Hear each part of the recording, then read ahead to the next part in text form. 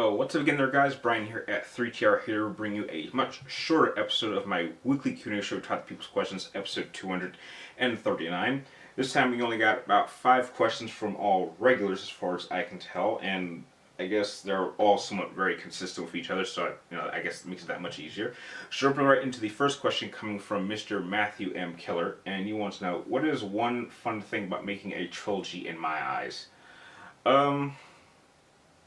I guess a fun element of a trilogy is the fact that the number 3 is my favorite number of all time, and a trilogy, I guess, is probably the best amount of movies I think you should be able to tell one story.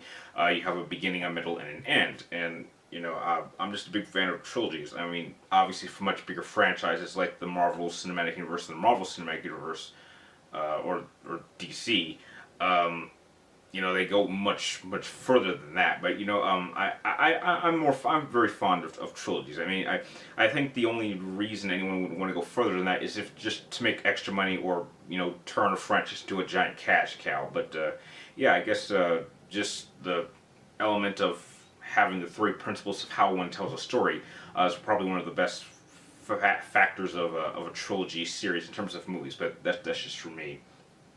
The next question comes from Tanuki Player, and you want to know, besides Final Fantasy, is there any other JRPGs that I really enjoyed?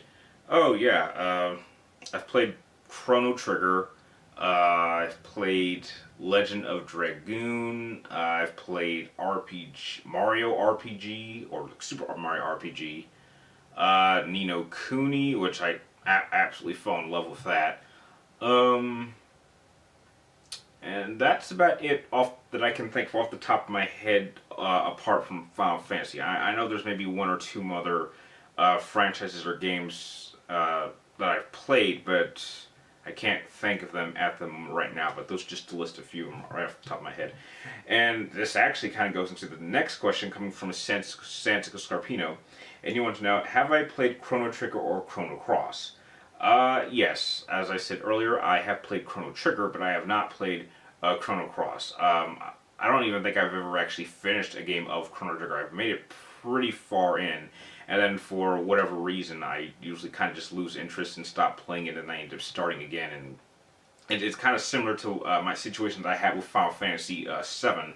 The first time I played that, is it took me several years to actually beat that game because I ended up having to stop and then I started over. So it's kind of the same thing with Chrono Trigger. Next question comes from Michael Beeland. You helped me with the pronunciation, so thanks for that. And you need to know, what theories and ideas have I gleaned from the cryptic Death Stranding teaser? I'm not sure. All I know, it's very cryptic. Yeah, that teaser is not only a very beautiful teaser, it doesn't really give you much. I mean, there's a lot of handprints, so I'm guessing there's a lot of animals, and Norman Reedus is holding a baby, and then he's pretending, and then it disappears, and so I'm willing to guess just from the teaser that it's probably going to tell a very in-depth and emotional life story.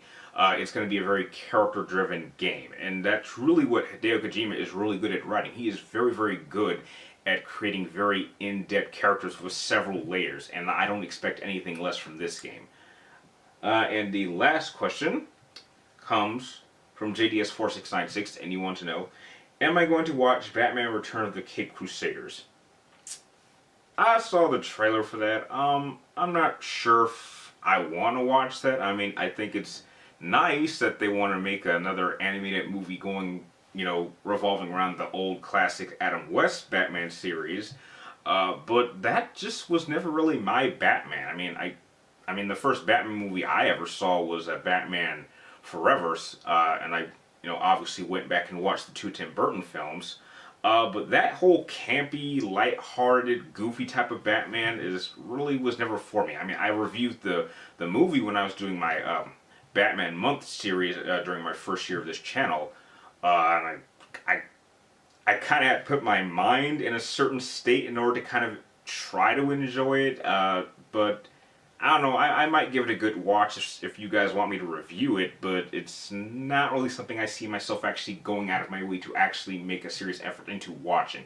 It's like one of those movies where, you know, if it happens to be on and there's something else on, then I'll check it out. But you know, it really just depends on you guys if you really want me to see it and review it. And with that, those are the questions that you guys sent in for this particular week. I'd like to thank all of you guys for making this episode possible, all 5 of you.